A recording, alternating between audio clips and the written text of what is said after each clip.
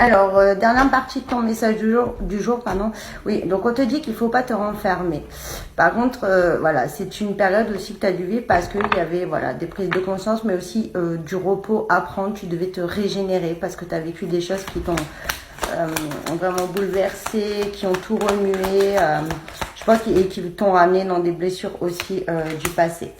On voit que il y a eu aussi de l'impatience parce que ça traînait et du coup c'est pour ça aussi que tu as perdu vraiment espoir et que ça va vraiment être voilà, pour toi un bouleversement mais positif là, dans le sens que tu crois plus à ce retour, mais il faut bien comprendre qu'il y a un timing divin et que si ça ne va pas à l'allure que tu le souhaites, parce qu'il y a des leçons à apprendre. Et tant que ça ne sera pas appris, ça retarde, ça retarde, ça retarde. Ça ne veut pas dire que ça n'arrive pas. Mais il ne faut pas se bloquer dans l'attente, voilà, attendre comme ça que ça arrive et rien travailler. Parce que forcément, il ne va rien se passer. Mais je pense, avant, tu n'étais pas prêt ou pas prête. Maintenant, c'est le cas. C'est pour ça que ça met du temps. Mais là, il y a le verdict qui tombe, hein, donc quand même dans la rapidité. Hein. Donc c'est que tu commences vraiment à aller sur le bon chemin. Il faut continuer comme ça.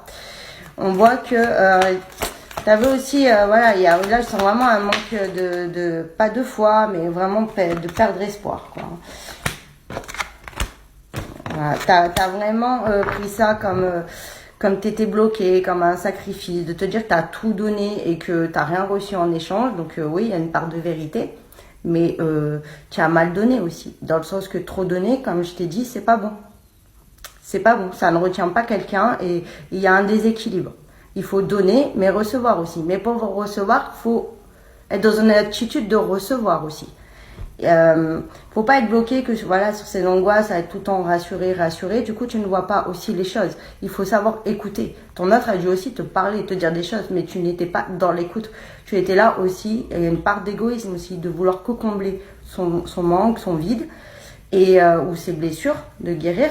Mais c'est normal, hein, ça c'est tout le monde, hein. C'est tout à fait humain. Et du coup, on n'écoute pas. On est focalisé que sur ça. Mais une relation, c'est pas ça, c'est un partage des deux côtés. Et on voit que, et puis lui, il était très indécis, il n'arrive pas à faire des choix dû à son immaturité, c'était très compliqué. Et du coup, ça ne te rassurait pas.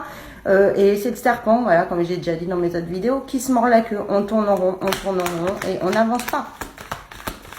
Lui, ça l'angoisse que tu demandes autant. Toi, tu es angoissé parce qu'il ne te rassure pas et vous en sortez pas. C'est pour ça qu'il y a une coupure. Et on voit que tu te mets trop de fardeau sur les épaules. Un trop lourd fardeau que tu n'as pas à porter. Il faut te libérer de ton passé. Il faut commencer à travailler là-dessus et après, ça ira beaucoup mieux dans la relation. Il faut trouver un bel équilibre.